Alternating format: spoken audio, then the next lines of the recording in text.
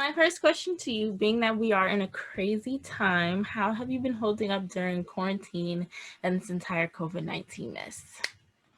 Well, I'm not gonna sit here and lie and be like, "Oh, everything's been fine." It's been ass. I feel like equally as everybody else's time. I'm an independent artist, so this takes a toll. But I've even with that, I've been more so focusing on myself as far as mental health goes, and just reading books and focusing on my craft and not really rushing too much. So I know you're from Baltimore. And so what does it mean to be from Baltimore and, putting your city on the map? Being from Baltimore, we got a different drive that don't nobody else has for real. And I feel like it's still taking time for the rest of the world to kind of like understand.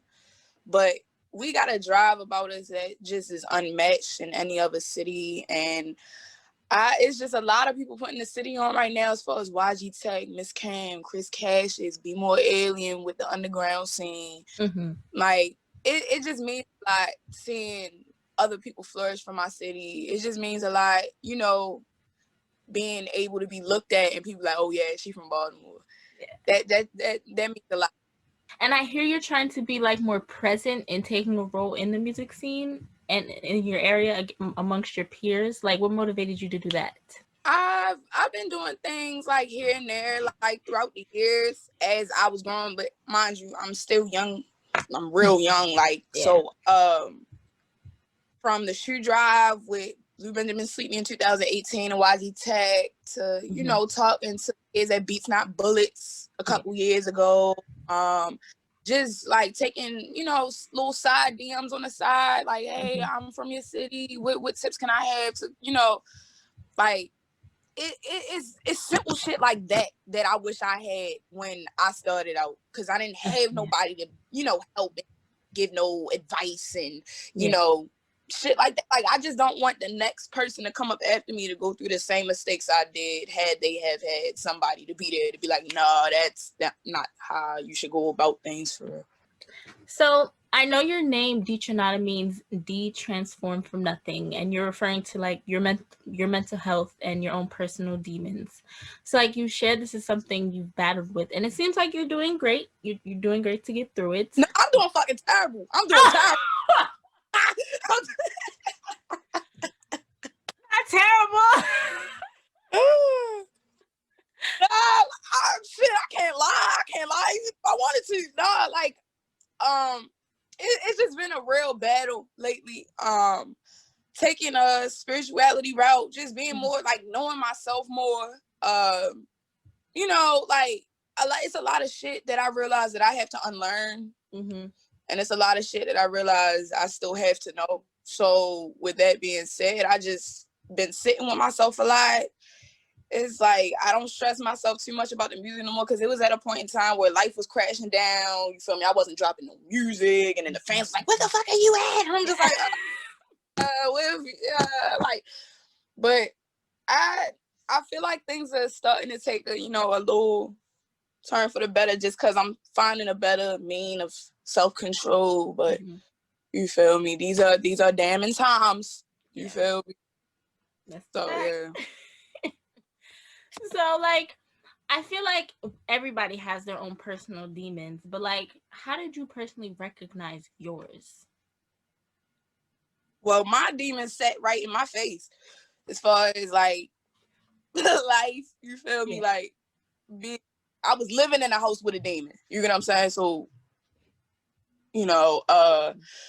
just being able to finally speak up as far as like what was the problem, and things led to another. You feel me? You feel me? Court dates, physical altercations. You feel me? But like that, because like as far as being a child that was abused, as far as like physically, mentally, like confronting a parent about that, my father to be specific, confronting my father about it. When you get to a certain age, you don't unlearn your behavior and you don't really care to. So conversations like that are kind of like brick wallish, because it's like, you did this, that, and the third to me, and you just like, you think that's abuse, and it's just like, nobody wins. So wish them the best. You feel me? It's just, and in order for me to grow as a person, that just can't be around me. So yeah. I feel like that's a situation like not a lot of people talk about, like in the open, and like in your music, like you speak on it more now. I know you said before that you were afraid, like at your age, like people weren't gonna really try to listen to it. So like, being that you're now more open to speaking on topics like that, like how would you help others who are battling with the same thing? I would say if you're dealing with anything, like when nobody else is in the room and the doors is closed and the lights is off and you sitting there crying yourself to sleep every night, you feel me? It would be better if you talk about it to somebody. And I know it be seeming like, oh, I don't got nobody to talk to, but talk to somebody. I ain't had nobody to talk to, so I started jumping in dumbass shit. You don't got nobody to talk to nowadays. You can hop on Instagram Live and talk to your random ass strangers about it. And I'm still trying to get more comfortable as far as like really detailing the shit that I be going through behind the scenes, because one, I be feeling like it's nobody's business. Two, I be feeling like don't nobody give a fuck anyway. Like it was like people be having misconceptions and rumors and shit about me, and I'm just like, do you know why I'm like this? Do you know what led to that? No, you don't even care to know, so why the fuck should I tell you? But to that person that's going through whatever they going through, you feel me? Just if you gotta go outside and scream, do that shit, because you do that, that'll save somebody from dying. That'll save somebody from getting their feelings hurt, and it'll just be better for you all in all. So just express yourself however you want to. Fuck how everybody else feel, because people don't even know what they want nowadays. That's the fact. Like, oh, that is a whole fact. But yes, I definitely agree with how you said it. Yes. So, like, I know you're independent. So, like, would you say being independent is more difficult, or you don't mind it because you have your own freedom? If you're somebody that likes being yourself unapologetically for real, and you don't want nobody to really tell you how to put on clothes or how to talk or how to rap or how to being independent, I would say, is the best route. And let you know, every deal is different. But for me, I mean, it would be ideal for somebody to put some coin in my pocket, you know. But I like being able to keep all the money that I make. You know, if something comes around my way, if I'm blessed enough to have an opportunity where, you know, big bank and no bullshit is coming out of that contract, then so be it. You feel me? I'm welcoming all the blessings that the universe has to give me. Yes. But I feel like, especially nowadays, it's so much easier and better to be an independent artist, because in a sense, even though the internet is an easier tool for artists to be known, because shit, that's how people know me, off the fucking internet. Like, it's available to everybody. So even though, you know, you got a new tool that's like, oh, okay, this is a shortcut to this. So many people have access to it. Everybody's trying to do it. So I feel like it's better though, because, you know, you see a lot of artists nowadays starting to realize, oh shit, we can't be gatekeepers. We can't keep telling these young niggas, oh, we don't want to listen, because they're going to be us one day. So, you know, a lot of people starting to listen now. You see a lot of people starting to tune in now. And all in all, it's great. You know, change is change. Yeah. So now that it is the top of 2021, do you have any new goals? I know last year you said you were trying to push an EP. Yes, not a world, not a world, not a world, and not a world. Yeah, like, so as far as not a world go, not a world is coming along. You know, I'm living life and shit. You know, just got out of a writer's block. You know, just feeling shit out. It's gonna be executive produced by Seven the Villain. You feel me? The same man that produced Beat. You know, we got some amazing shit coming. I can't wait for y'all to hear it. You feel me? It's still coming along. It's not finished. You feel me? But I'm actually really excited to see how this comes along, because it's just growth. Like, if everybody thought D versus Everybody was great, wait till you hear Not a World. Why are you choosing to release it later? Because I feel like everybody should appreciate projects. We in the age now where everybody drops back to back to back, like shit, even 2 weeks apart from each other, for real. I like D versus Everybody took 2 years to make, right? And it came out 2019, and I just feel it took a year for it to get momentum. Like, it took a whole entire year. Like, I got a phone call for Netflix that my song from D versus Everybody was going to be on Keep On the Age of the Wannabes, literally the fucking anniversary of DVE coming out. So I feel like fans should definitely, because everybody has short attention spans, because I got ADD myself, but you got to really learn how to appreciate a project, especially when you badgering this artist down, like, you need to drop this, and they drop this shit, and you only listening to the album for a week. Then you on to the next thing. You want something else from them. The whole time you ain't know I went through 2 years of hell just so I could put this shit down on paper. Yeah. You feel me? So the reason why I'm dropping Not a World this year is for, like, I was working on it, then life happened, and I was just like, oh shit, well, I can't just put this project out like this after going through this crazy shit, not even talking about it. So, you redirect your angle, you redirect your approach. And I feel like by the time it's released, I feel like I took so much time, really planning it out and making sure everything's down to a T. It's gonna be a nice smooth rollout as far as, everything goes. And I'm just making sure everything's just down to a T, because one thing I hate is when a motherfucker drop a project with no videos, no pictures, no behind the scenes. You feel me? No inter. Like, what type of shit is that? You feel me? Yeah, like, show us the process. Yes. Yeah. Everybody love being in everybody's business. You got to show them the process now. So just making sure everything down to a T, that's all. But it's definitely on the way, and it definitely will be out this year. Yes, we definitely can't wait. We'll definitely be tuning in. So I know you're very lyrical. You're young, but, like, in my opinion, you're like one of the top lyricists. And once you dropped your freestyle on, I think it's I-95, I feel like people started noticing your lyricism at that moment, as if you haven't, had the skill. So, like, do you yourself ever feel like you're underrated, slept on, or you feel like you're right where you need to be? Oh, hell yeah. I feel like I'm slept on all the time.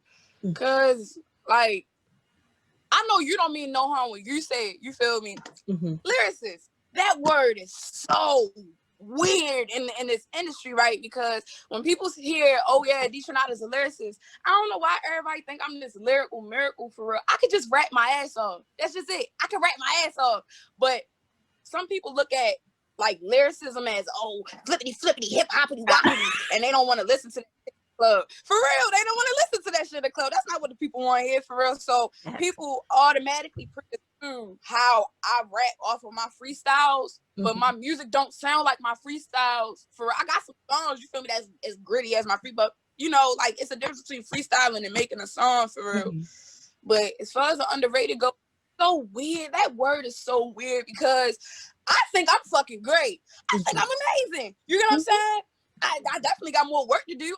I'm 19, but like, it's more so in the fans' hands, as much as I hate to say that shit, because why is my career in other people's hands? But those are the people consuming it. Those are the people buying the music. Those are the people streaming the songs.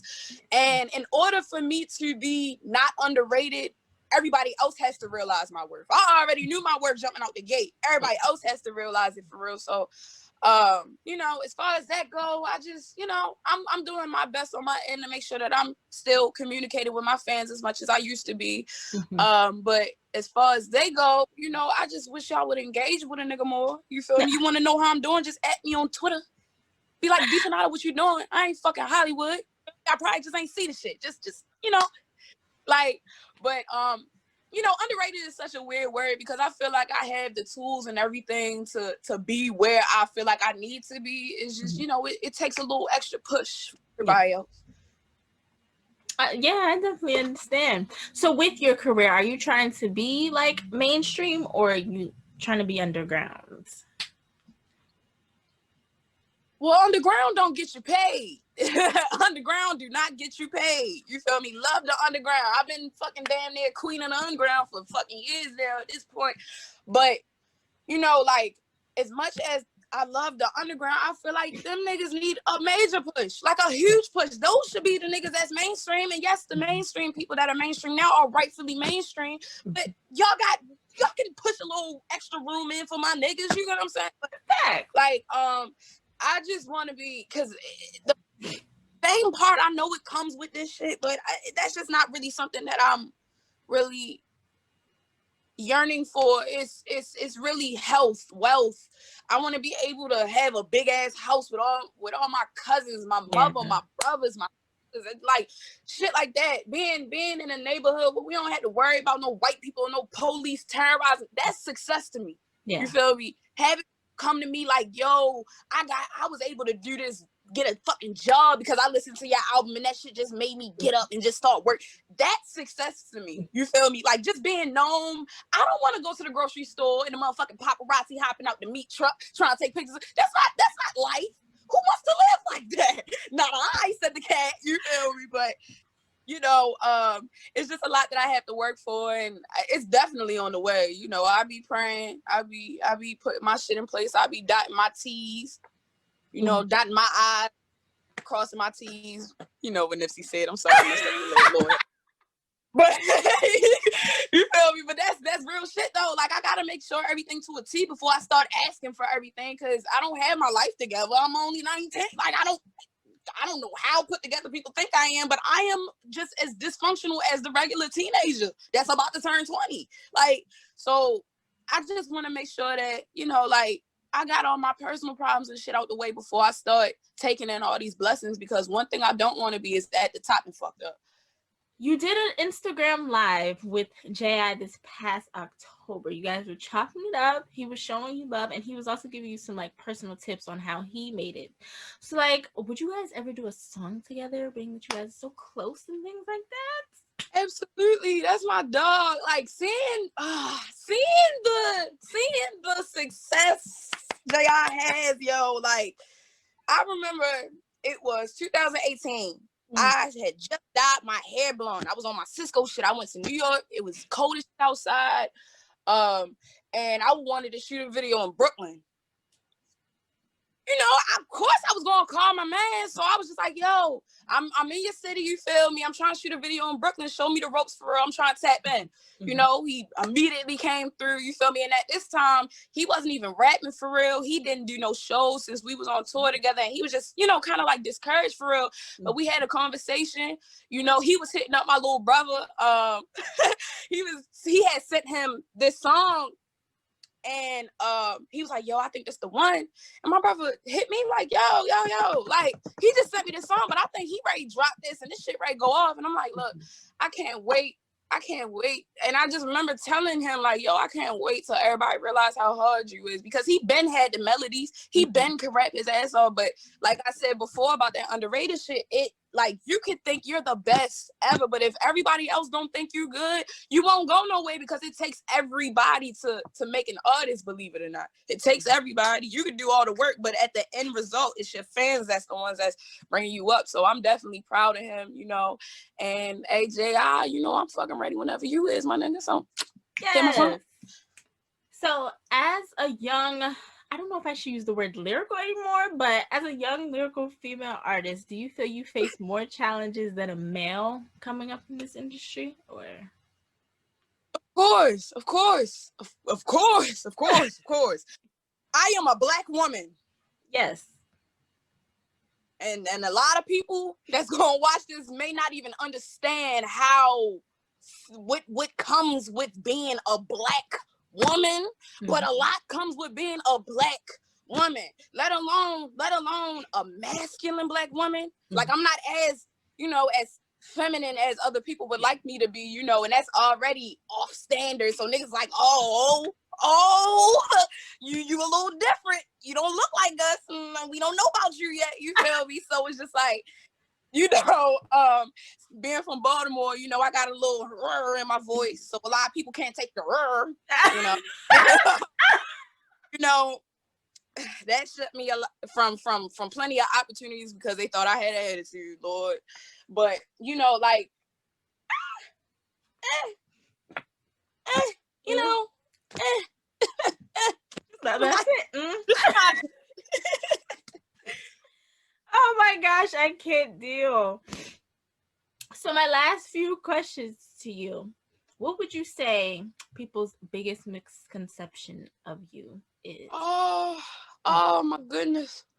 Okay. Well, it's a couple. So okay. so where should I start? Let me see. The attitude one. The attitude one. The attitude one. The attitude one. The attitude one. The attitude one. A lot of people think I have an attitude. That's why I made the song called Attitude. Because it was like, oh, you wanna see an attitude? But nah, like, I'm actually a real nice person. I just don't like to be fucked with, and I know with this shit, the life that I chose, you have to be thick-skinned to a lot. And I do indeed have thick skin, but some people use that. Oh yeah, this is what you signed up for. They use that excuse to say the most vile shit and expect my human ass to not say anything back. So it's been a lot, dozens of interactions I've had with people.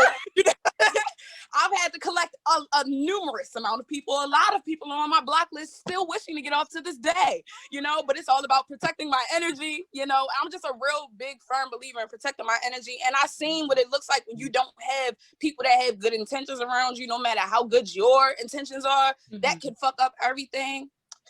And yeah, like, I just feel like, that's one of the main things that I just feel like is in the way as far as like what people's perception is of me. Because I'm a nice person. Just don't fuck with me. Just don't tell me no dumb shit. Don't ask me no dumb shit, and it won't be no dumb shit. And second misconception, Lord have mercy. Lord have mercy. So it was a rumor going around. And I never really addressed this in interviews. I addressed it once in like this infamous interview that I have called. I don't know why the nigga titled it that, but it's called "I'm Not Gay for Real." But people had a big misconception about me, but based on how I dressed. When I first, was in the public eye, I was 15 at the time. I don't know why everybody thought I was going to dress in a promiscuous way. You feel me? Give or take. But another thing people didn't know about me when I was molested growing up, so I wasn't comfortable showing my body at all. So a lot of people had this misconception that I was, gay. They were saying a lot of homophobic slurs, a lot of transphobic slurs. A grown woman actually started a rumor, that I was like hypersexual and gay at the same time with boys. Like it just didn't make sense, and she waited years to say that rumor was something that she made up, So yeah, that fucked me up and set me back even to this day. But wish her the best. When you do clownery, it's gonna bite back sooner or later. But I would say those are probably third misconception. Like I don't know what people think I am for real. I don't know what type of standard people hold me to. I don't believe I ever came out to a standard. Like, I don't think I ever came out and was like, oh, I'm better than you niggas. Oh, you peasants. I just never really gave that as far as, me being better than anybody, as far as being a person. Yeah, I've talked my shit as far as rapping, but Rook Rapper doesn't talk their shit. I know, as you should. Yeah, like, it's just, I don't know, like, I feel like a lot, and I feel like this is the same with every artist. A big misconception is like, a lot of people don't think these artists are human. Like, it's like, that is, it's a lot of shit that we go through that you go through. Yeah. It's a lot of shit that we think about that you think about.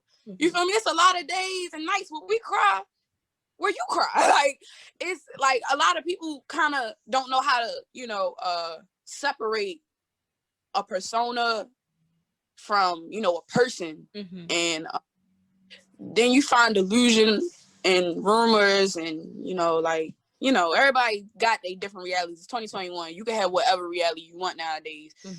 But I just wish people understood that I'm a human, and I'm not an adult.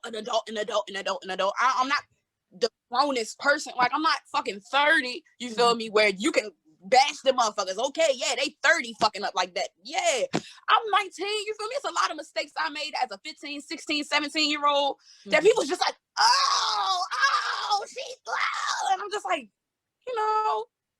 kids fuck up growing up. As they should, as they should. Yeah, it's growing pains, but I just feel like, especially in this day and age, I feel like as terrible as this pandemic was, you know, it's kind of a learning lesson for people to realize, you know, everybody's regular. No matter how rich you is, no matter how poor you is, no matter how popular you are, Mm-hmm. you're human and you can die just like everybody else. You can get sick just like everybody else. You can go broke just like everybody else. Mm-hmm. So, you know, that's just one of the main things. So my last question to you, being that the next holiday is Valentine's Day, what is your perspective on love and relationships? And do you have any plans for that day? Well, I have something dropping on Valentine's Day, so Ooh. the rice field for that one. I feel like love is a beautiful thing, you know. Love with friends, love with family, love Yes. with other people outside of you know. Uh, Valentine's Day is just It's another day. flowers, pears, hearts. This year I'm gonna take a little vacation. You know, Okay. probably just go somewhere else, not here, and you know, just relax for a couple days. Cause what a lot of people don't realize too about Valentine's Day, it's about self-love too. It's about self-love, and people need themselves too. Like, yeah, get your boo a bear, but get yourself a bear. You know, just love yourself. Nah, for real. Like, I feel like self-love is real lacking this day in society, and I just feel like it needs to be. Everybody's starting to, you know, be more aware now. I feel like it's been a recent shift in everybody's mindset as far as self-awareness. Mm-hmm. But yeah, like, love is definitely one of the main things. But Valentine's Day will be a fun day. It will be a fun day for me and you. Yes, as it should. Yes.